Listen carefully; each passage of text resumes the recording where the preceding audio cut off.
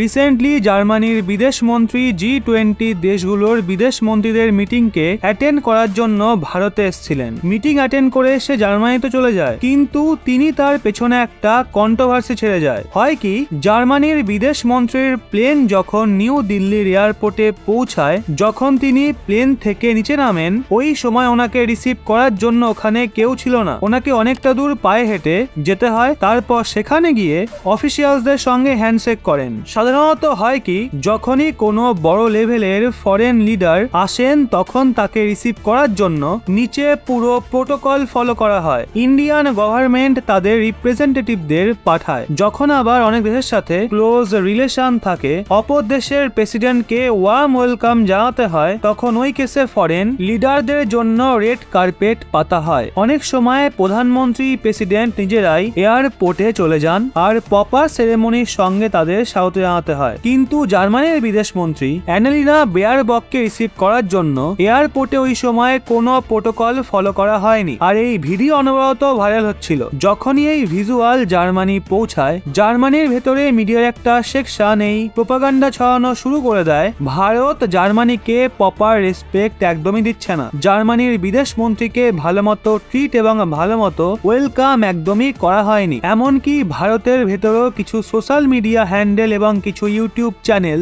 এই ধরনের নিউজ চালায়, ভারত জেনে বুঝে জার্মানির বিদেশ মন্ত্রীকে প্রোটোকল সহ ওয়েলকাম করেনি। কারণ কিছু মাস আগে জার্মানির বিদেশ মন্ত্রী অ্যানালিনা বেয়ারবক কাশ্মীর নিয়ে যেই বয়ান দিয়েছিল, বেশ কিছু মাস আগে তার যে স্টেটমেন্ট এসেছিল, সেই কারণেই ভারত সরকার তাকে শিক্ষা দেওয়ার জন্য এমনটা করে। এখন এই কন্ট্রোভার্সি প্রচন্ড বাড়ছিল।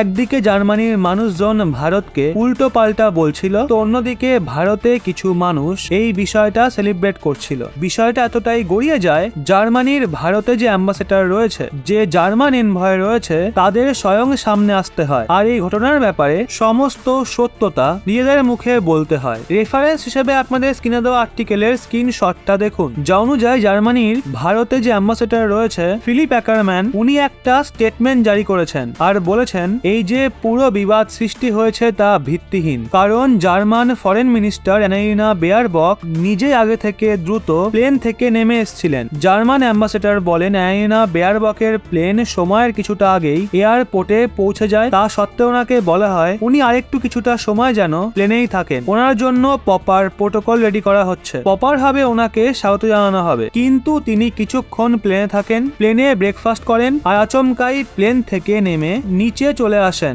এটা পিওরলি জার্মান প্রবলেম ছিল, না তো ইন্ডিয়ার প্রোটোকলের ভুল ছিল। জার্মান অ্যাম্বাসেডর আগে আরো বলেন, ইন্ডিয়ার প্রোটোকল এই সপ্তাহে তো দুর্দান্ত কাজ করেছে, আমি আমার জীবনে এত ভালো প্রোটোকল কখনো দেখিনি, ভারত ফ্যান্টাস্টিক ভাবে কাজ করেছে। এই ভুল ভ্রান্তি জার্মানির জন্য হয়, এতে ভারতের প্রোটোকলের কোনো ভুল ছিল না। এরই সাথে ভিডিওতে আপনারা নিজেরাই দেখতে পারেন জার্মানির অ্যাম্বাসেডর তিনি স্বয়ং নিজেই প্লেনের সিঁড়ির সামনে দাঁড়িয়ে ছিলেন না, ততক্ষণে ওনারা ওখানে পৌঁছাতে পারেননি। না শুধু ভারতের অফিসিয়ালস, বরং জার্মানির অ্যাম্বাসেডর এবং জার্মানির ভারতে যে এমবেসি রয়েছে তার অফিসিয়ালসও তখনও পর্যন্ত রেডি ছিলেন না। আর জার্মানির বিদেশ মন্ত্রী অ্যানালিনা বেয়ারবক সময়ের আগেই প্লেন থেকে নেমে আসেন। তো বন্ধুরা, এবার তো পুরো বিষয়টা জানলেন, এখন এই নিয়ে আপনাদের মতামত কমেন্টে অবশ্যই ব্যক্ত করুন।